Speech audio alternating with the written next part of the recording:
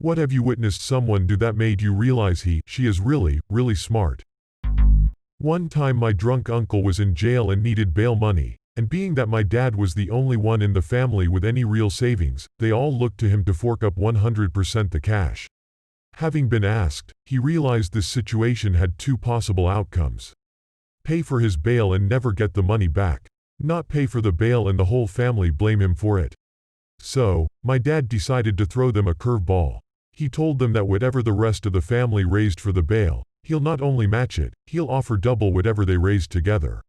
Nobody offered 1 cent. Blame averted. Edit. I'm quite amused by the shared laughter from everyone. I'm going to tell my dad about this later. He'll think it's hilarious too. Poor drunkle. Tot was brilliant. Your dad would be wonderful on NPR pledge drives. I knew 2 guys in undergraduate who would play mental chess. As they'd passed in the hall, one guy would say, "Knight to Queen 3, or whatever." The other guy would roll back his eyes for a second and then nod to acknowledge the move. Both guys then kept walking, in opposite directions. Later that day, when they passed again, the second guy would declare his counter move. A game could last days and they never forgot where any of the pieces were. Each had a mental image of the board. Sure, they might have been faking, but these guys were always first and second on the dean's honor list, for all 4 years of my undergraduate. I knew them pretty well. I think the mental chess was legit. Most really good players can do this. Once someone becomes familiar enough with the game, it becomes a lot easier to recognize patterns. Of course, intelligence is required advantageous to get good at chess. Once someone becomes familiar enough with the game, it becomes a lot easier to recognize patterns. I'd read somewhere that grandmasters don't see individual pieces. They see the whole board as a pattern. Still, when you actually see somebody do this, it is pretty impressive. Did they ever get upset and mentally flip the board over? Knight to floor, rook to floor, queen to floor, king to floor. Gotta plug my dad in here. Had some friends over and just to mess around we asked him the definition of random words in the dictionary. We opened it to the eyes and asked the definition of 10 to 12 letter, 3 to 4 syllable words. Not only did he nail all of them, but most definitions were verbatim. When we got to the 10th word, he goes, the verb or the noun, and we lost our heads. It was seriously ridiculous. We were freshmen in high school and could hardly pronounce the words we picked. Turns out he read the whole dictionary over the summer when he was 16 and bored. Guy is still the smartest person I've ever met. I'm not even a dad, but if I found out my son said this about me, I'd probably cry. Because you are touched by their respect or disappointed by their illiteracy? Touched the adjective or touched the past tense verb? The perfect passive participle. I hope I never experience the level of boredom that makes reading a dictionary sound fun. This what happens when you have no internet. As a kid that grew up in times with no internet, I could say I never read a dictionary out of boredom. Had no internet as kid, read dictionary for fun. I was a nerd and loved learning new words. Sounds like he has a photographic memory. Doesn't automatically make you smart, but is a cool party trick. I would venture to say a huge portion of intelligence is having a good memory. The rest is the ability to understand concepts, link and apply them, but you need good memory first to do that. Stupid people usually have trouble remembering a lot of stuff. I was playing the card game Egyptian Ratscrew with some friends, and then all of us noticed that one of our friends was slapping a bit too fast to be believed. It turns out he was counting all of our cards and had each of our decks memorized, which is just insane. What is an Egyptian Ratscrew? Card game. You split the deck between everyone face down. And then everyone takes a turn flipping the top card and putting it in the center pile face up. If 2 consecutive cards have the same number, you can slap the deck to take all the cards. Some people also allow slapping for sandwiches. 2 cards with the same number separated by 1 card. Face cards have special rules that burn the next player's deck. First person to get all the cards wins. You can slap back in if you lose your deck. Edit. Some people have pointed out that they know the game as Snap, but I'm pretty sure they're wrong because there's literally no way a popular, simple card game could have more than one name. There can be only one. Lazy people are the best at this. I witnessed a kindergartner who couldn't draw straight lines keep his pencil still and drag the paper around to draw a triangle. That kid is going to invent the first warp drive. Seriously, don't move the ship, move space. He gets it. That's how the dark matter reactor in Futurama works. A warp drive stills moves the ship. You'll never be as lazy as the person who named the fireplace. I choose a lazy person to do a hard job because a lazy person will find an easy way to do it. Bill Gates. Well, that explains Internet Explorer. Frack it, that'll do, the browser. I had a teacher in high school that using both hands could write a sentence starting from the beginning and end simultaneously. He even split the middle word of the sentence. He also spoke around 5 languages. I had a professor once for an electromagnetic theory class. He would write on the blackboard with one hand, and simultaneously erase with the other hand. What the frack? A witch, obviously. I was at my desk waiting to make a purchase over the phone, and I mentioned to a coworker that I always have to pull my credit card out. I should have this number memorized by now. Another coworker overheard that, and said, "I know your Visa number," and spit it right out. After I got off the phone I asked him what the frack, and he said he heard me say it a couple weeks earlier. Numbers just stick with him that way. I already knew he was a bright guy, but that took it up a notch. I'd ask him very politely to not ruin your life. I'd ask my bank to get a new card instead of rely on goodwill. That'll only last until he makes another purchase at work over the phone. I like it when you meet someone whose English is imperfect, but you realize they are very intelligent and are able to explain their thoughts. I remember once meeting a Japanese archaeologist who wasn't the best English speaker, but when he explained his research to me it was absolutely fascinating.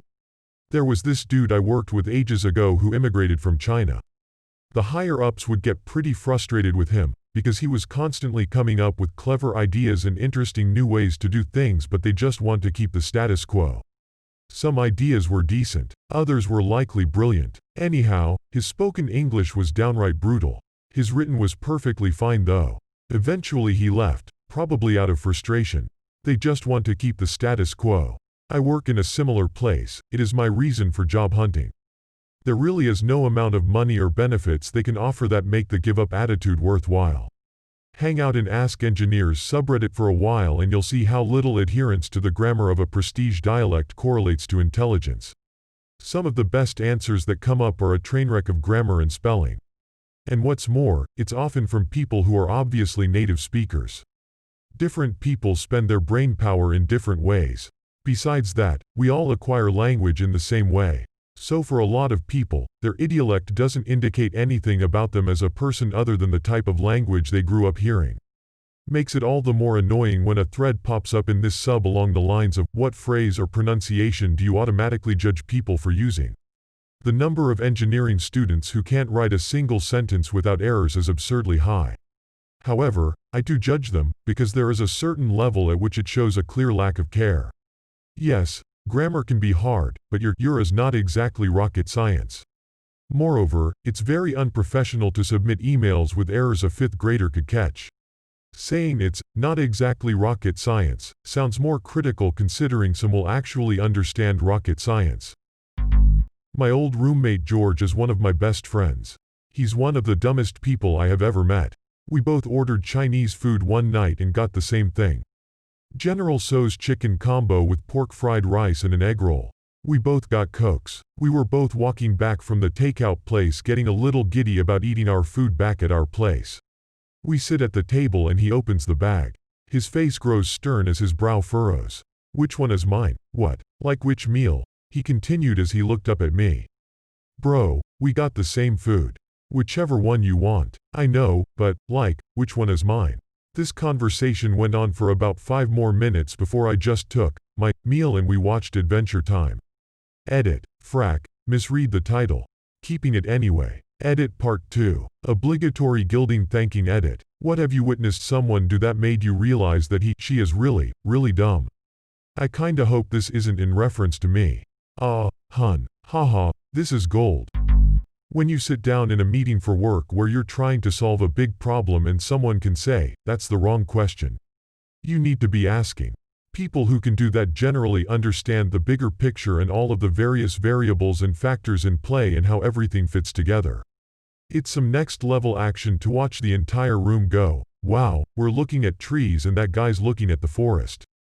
I accidentally got a promotion literally yesterday doing something like this. I am a contract attorney doing doc review and randomly get an email saying they are going to bring in 20% of people for conversations. I immediately panicked and assumed I am in trouble. My initial reaction is, well, if I had more frequent feedback I could code documents accurately with better consistency. Sort of pack a parachute. Turns out the meeting is just a sample of people they wanted to ask about how management was doing, if we had the right tools, if we had too many meetings, if we needed something, blah blah, basically just getting feedback about how the project is going. Since I already have my previous excuse on deck, I just sort of blurted out.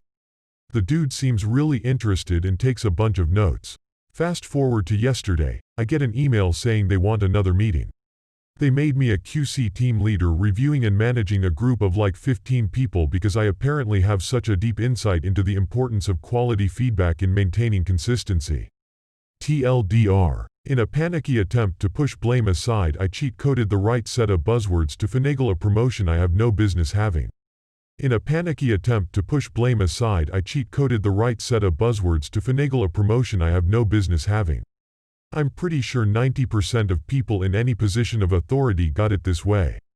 My responses are limited. You must ask the right question. Dr. Lanning, I thought you were dead. People who can do that generally understand the bigger picture and all of the various variables and factors in play and how everything fits together. Correct, but just try and do that in bigger companies and not be upper management. They'll all think you're stupid because that's not what the question was. God, yes, then not promote you so you won't show them up. Aziz, a 10-year-old orphan boy in a village in Burkina Faso, built his own ukulele. I would play my ukulele at night for children, and one day he came so excited to show me the ukulele he built so that he could play with me. He built it with an aluminum can, a wooden board, and got 2 pieces of metal wire to have enough tension that it played a note when plucked. Granted, you could only play the one note, but I was so impressed with him. Made it that much sadder knowing he would never go to school, and that I had to leave him behind. That's so awesome. I'm hoping he still plays it.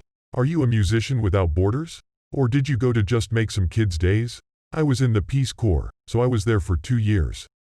The ukulele didn't last for very long, but I did give him a harmonica, among other things, when I left. That's sweet. You ever think about going back there? Constantly. I'm working right now so my wife can get her doctorate in physical therapy, and we hope to live in West Africa again within a few years. It may be a different country, but once you are over there it's not too hard to get around. Sitting in a best friend's apartment on the East Coast in the mid-1980s. He's working on some code on a prototype Unix workstation MIPS had given him. He runs his program, and it produces an answer. Then runs it again and produces a different answer. Thinks about it for a minute and pronounces, the CPU is broken. Right, the CPU is broken. Never heard that one before. Has it occurred to you that? Yes, it had occurred to him. Went through 3 or 4 scenarios. Then he pulled out the machine-level debugger and started stepping through the code. Look, right here. The flags weren't updated right in this instruction. Yeah, whatever. Sends email on the brand new internet to MIPS. Gets a response the next day. Oh, you have that CPU. We have verified your issue. We will put a replacement in the mail promptly. His CPU was broken. 30 minutes from diagnosis to request to repair. This one seems like the most interesting one to me, but I don't understand why this is amazing. Could you elaborate on his mental process to figure this out and what's outstanding about it? You know, if you're not busy or anything. So, the problem with explaining this is that there's like 4 layers of abstraction between that guy and his CPU already, much his thought process and much less to trying to explain it over the internet.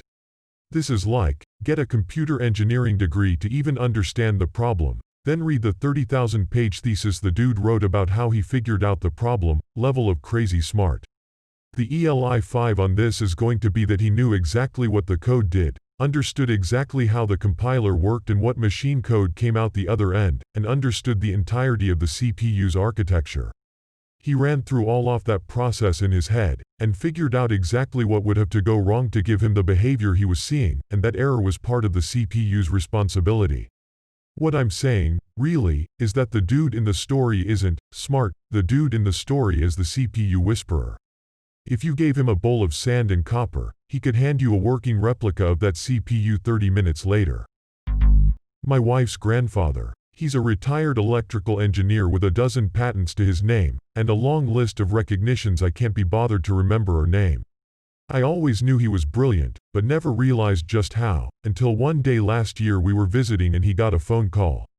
Keep in mind he's been retired for 20 years and is 86 years old. The phone call was from an electrical engineering firm from halfway across the globe asking if they could fly him out to a site and have him consult on the energy capture of a hydroelectric dam they were building. They'd run into a problem that none of them, all electrical engineers, could solve. They had consulted 3 of the top related university departments in the US on the issue, and the last one had referred them to him. 20 minutes on the phone, and he agreed to think about it. 2 days later he had solved their issue, and written the solution on a single 8x11 sheet of paper, which he scanned and emailed to the company. He said he took so long to write it up because he didn't want to have to fly all the way there at his age. His explanation was so clear I was able to understand and follow it with no relevant higher education. I spent a year trying to track down an intermittent issue on my car. An older gentleman on the forum had suggested a likely cause, but I disregarded it as the parts had been replaced. Sure enough, he was right, and I managed to follow from that to find the other half of the problem. Saved me so much trouble. I'd had a mechanic look at it, I'd spent hours tearing my hair out trying to fix it, nothing worked prior to that. Respect your elders, folks. Sounds a lot like the Henry Ford story. Called an expert in to find a problem solution. Guy spent 2 days at the plant. Made a chalk mark and told them to replace the components behind that section. Billed Ford $10,000. Ford balked and asked for an itemized bill. It consisted of $1 for the chalk and $9,999 for knowing where to place it. Anybody who can explain highly complex things very simply. It takes an intelligent person to understand it, but it takes a brilliant person to grasp it so fully they can dumb it down to explain it to anybody. I think it was Feynman who tried to write an introductory textbook on some obscure topic and concluded that more research was needed because he was unable to explain the topic simply enough. David Goodstein asked him to explain the spin statistics theorem in an undergraduate lecture in the 1960s to 1970s. Sizing up his audience perfectly, Feynman said, "I'll prepare a freshman lecture on it." But he came back a few days later to say, "I couldn't do it. I couldn't reduce it to the freshman level. That means we don't really understand it." This seems to have motivated his 1986 Dirac lecture on the spin statistics theorem. I've always found it amazing how most people think they're super smart, but when you ask them to break things down, they're completely unable. In fact, most will then get angry at you or think you're stupid for asking them to break things down. Honestly though, pedagogy requires a completely different skill set than understanding alone. Not to further the stereotypes, but I've known some absolutely brilliant mathematicians with next to no communication ability, mathematical or otherwise. And some material is really just too esoteric, abstract, or technical to explain in a single conversation. I'm not saying it can't be explained at all, but if you ask for a breakdown, be prepared to spend a few good hours on the prerequisites. My younger brother did really badly at school. He had tutors, aftercare. My mother went absolutely mad with frustration. When he did his finals, he did miserably and didn't get university endorsement, i.e. the education board's little stamp of approval that says, "You're smart enough for university." He went straight to work at the place he'd done work experience at, and within a year he was promoted, highly praised for his work, exceeding expectations. Last year he was offered and accepted a job to work for Amazon.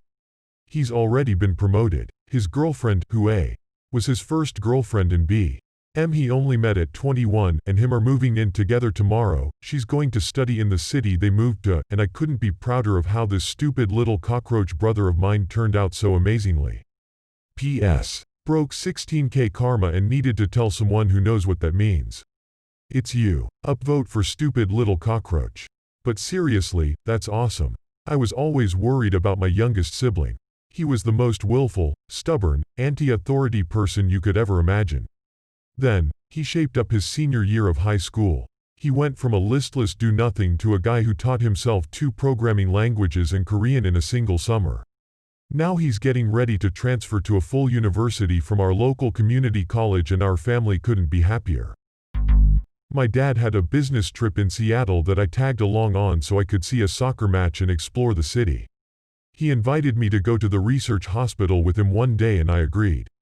They were working on testing some type of cardiovascular tool on a cadaver that they would stimulate blood flow into test. Seeing my dad, who didn't go to college, barely graduated from high school, lived on welfare with a single mom, and who knocked up a teenage girl when he was a teenager himself, perform surgery on a cadaver using a tool he invented that could potentially save thousands of lives blew my mind. He had hundreds of patents on devices. I got surgery 3 years ago and my shoulder surgeon used a tool he invented in the 90s. He's an incredibly smart and hard-working man who got just the right amount of luck to get him where he is today. Edit, I'm spending the day with him. If you have any specific questions, feel free to ask. I'll be answering throughout the day sporadically since we are going to the movies and getting lunch. I got surgery 3 years ago and my shoulder surgeon used a tool he invented in the 90s. This line right here blows my mind. My older brother has really bad ADD and always did terrible in school. I never realized how smart he was until a few years ago. We were watching Jeopardy together and he knew most of the answers to the most obscure thing. I was blown away. I swear it was like the scene from Groundhog Day. That sounds like my cousin. ADHD and ADD, awful in school, and an absolute genius. Why do you think he was so bored in school? Because it was uninteresting and the subject matter was taught in a way that didn't catch and keep his attention. Someone who doesn't engage with overdramatic, argumentative people. How's the saying go? An idiot will bring you down to their level and win. Smart people just avoid it and know how and when to keep their mouth closed. I'm getting to that point with my dad. He's always argumentative, and I used to fight back and let him get me just as angry as he is, but now I'm so tired of it that I just avoid it and ask him to stop talking to me. It drives him crazy, but I'm just like, why bother when he just wants a fight? There's no point, and he'll think he won, no matter what I say or do. When I came upon that realization, I felt like a genius. It genuinely makes my argumentative family members livid when I don't participate. I'm getting better at letting them tire themselves out instead of get to me, though. It's great. Reminds me of an old saying. Arguing with an engineer is like fighting a pig in mud. After a while, you realize the pig enjoys it. Not a person, but my parents' old dog. My mom would get bones from the butcher shop for their dog. They were long enough that the dog couldn't get all the marrow out of the center. The dog figured out that only my stepdad's truck was heavy enough to break them after experimenting with the other vehicles at the house. There was usually a bone in the same spot on the driveway every time I went home. Reminds me of crows dropping nuts on crosswalks.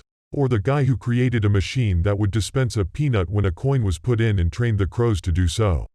The crows left and brought him a ton of loose change. Put hardly any time into studying and do better on an exam than me after I spend days studying. Edit. For those of you who are like this and didn't develop any study habits, I was in the same boat. I didn't have to study all through high school, but once I got to college it bit me in the grass. Here's probably my favorite study tactic that got me out of that rut. You ever had a test where professors will let you bring one 8x11 sheet or even a note card with anything you want to put on it, formulas, etc.? Well, I found that even if I didn't study anything else, just taking the time to fill one of these out was very useful.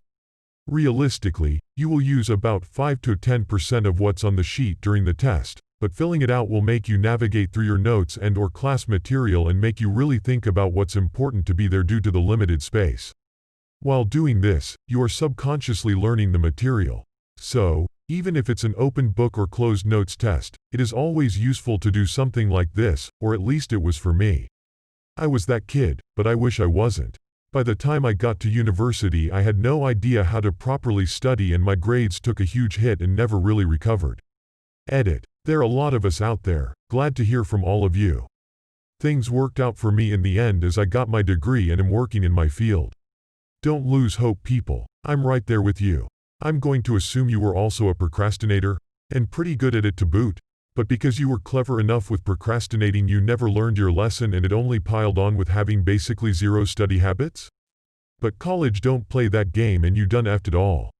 No, just me. Lots of people have this. The problem is that high school is so often an easy to figure out game. You realize what the teachers are looking for, and you provide it. College will require deep critical thinking skills. This is pretty different and requires a tolerance for uncertainty and sustained thought. Source: taught both high school and college. Saw many smart kids founder on these rocks. I was that kid. School taught me that my achievement was defined by the upper limits of the tasks that authority assigned to me, and because I could ace all such tasks effortlessly, I never developed initiative to define my own goals. I'm 29 now and I'm still unlearning this. Therein lies the difference between being intelligent and being smart. The smart thing to do would be to study and acquire knowledge, not just to pass the exam. A kid in 2nd grade already knew algebra. Everyone knew he was smart. For April Fool's Day that year, our teacher decided to be cute and give us a pop quiz, so she went to the 8th grade class and asked for an algebra test. Made copies and handed them out to us. Some of the kids were freaking out and the teacher assured us that we already went over this. So, she left the room and some of the kids started crying. She came back in after a few minutes and said that it was just a joke, but she graded the tests anyways.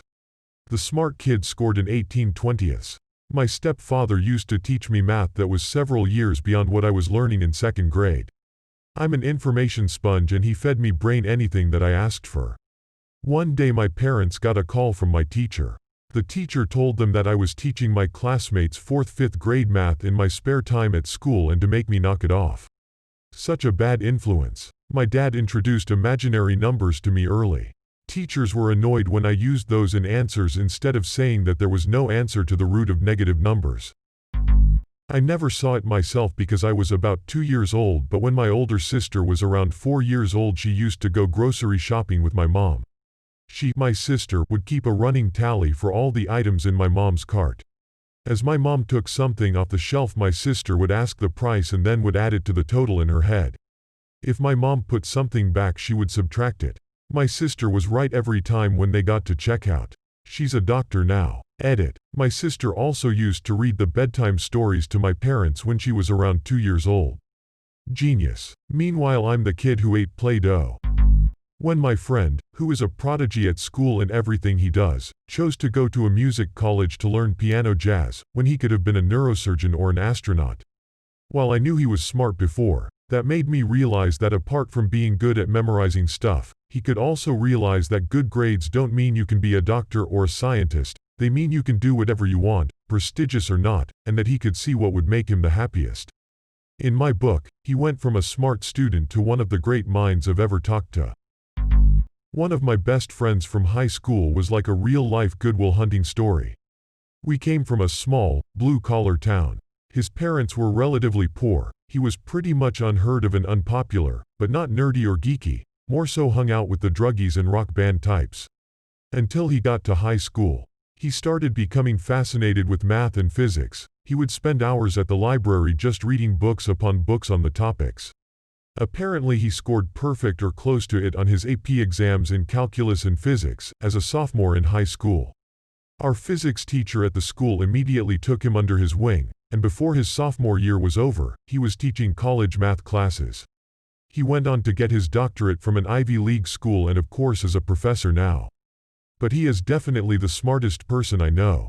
We used to sit at coffee shops in high school and he would just start doodling long, complex math problems on his napkin. It was way beyond anything I could understand, and I had taken all the same AP-type classes he did. Edit. Apparently someone thinks I'm lying. For your information, this was 20 years ago. I feel old. But I may have gotten the timing wrong of when he took his AP exams. It must have been his freshman year in the spring semester, because I know for sure he was teaching at the major university near our hometown by his sophomore year. Holy moly. I've always wondered how people just get good at that stuff. It's like they have a giant vault only for that. Hint. He started becoming fascinated with math and physics. He would spend hours at the library just reading books upon books on the topics. This is it. All of it. It's not just math and physics. It's going all in on something you find interesting. 3 years ago I couldn't tell you what a cylinder was on a car and now I can build an engine from memory because I've spent hundreds of hours not only studying the steps but studying what each part does.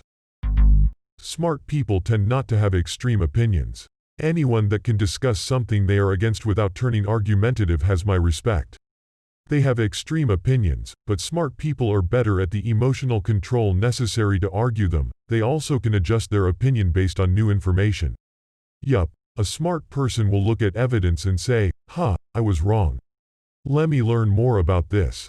No, that's called flip-flopping, and it's the sign of a commie. One of the reasons I married my wife. One of the few people I've ever met that will change her stance or opinion when presented with new facts. I was once in Chinatown and I saw this old Chinese guy with a bunch of groceries. He had tied the bags together by the handle and slung them over his shoulder. He looked ridiculous. The next week I was struggling with a lot of groceries and I remembered the old Chinese guy, stopped on the sidewalk, tied all my bags together, and walked home like the unencumbered dork I became that day. Wife is smart, like 6 languages fluently smart without breaking a sweat. Has never not done well in school, always gets promoted etc. etc. But, no one in my family saw this because she's an introvert and tries to keep herself dumb so people get her and like her. My family and I are smart. She's next level up. Sue, after we got engaged, family had get together. As in cousins, friends, lots of people. As usual, we played some group games. She was reluctant, but I pulled her aside and asked her to try and fit in. She obliged, but was annoyed with me. Started with Pictionary, she schooled the room. Moved to a bunch of card games with a single deck, counted cards, knew everyone's decks etc. Quiz board game, knew all the answers. Over and over again, she was dominant to the point of silencing my family. It was unnerving even for me. A few weeks later when we visited her family, we don't play games with soon-to-be Mrs. Frogtoosh, she plays to decimate the competition. Oh. Found out my little brother, age 12, has a legit photographic memory. He's a big LOTR fan and knows an abnormal amount about the series. Whenever he answers questions about it he looks up and squints a bit. I asked him about it and it turns out that he is actually reading from the book in his head. He can even jump to random page numbers. He also knows a ridiculous amount of world history. I go to him when I need help with that. Sadly, he's adopted and we don't share the same genes. I'd like to be friends with your little brother. I'd take him to parties with me just for the lot R trivia so I don't have to pull out the complete guide to Middle Earth. Just kidding, I don't get invited to parties. I once saw a man get ketchup out of an old glass Heinz bottle on the first try. The ketchup benders never really achieved much recognition. This will probably be buried, but here goes. My older brother is severely mentally disabled. He only knows a few words, never forms full sentences, and lives in a group home with full-time care at 25. When he was younger, about 15, he was going to a special school in a city about 4 hours away from home. We would pick him up and bring him home for holidays, and some weekends, usually about once every 2 to 3 months. Once, we were driving him home after having picked him up for Christmas. I was in the back seat, and he was in the passenger seat. My mom was driving. My mom and I were talking about something, can't remember what, but all of a sudden my brother starts cracking up and yelling, "Mom!" For no apparent reason. This wasn't really out of the ordinary, so we kind of ignored it, and kept talking. He kept laughing loudly for the next 5 minutes or so. After those 5 minutes, my mom finally realized she had missed the exit off the highway to get to our house. My brother knew exactly what she had done as soon as she missed it. That makes me wonder what else he's giggling at that y'all don't know about. My dad. I've never seen him in a situation he can't handle. To be fair, he's been an engineer for most of his life, so problem solving is his life. I internet his job and he solved a problem I'd had issues with for months in 10 minutes.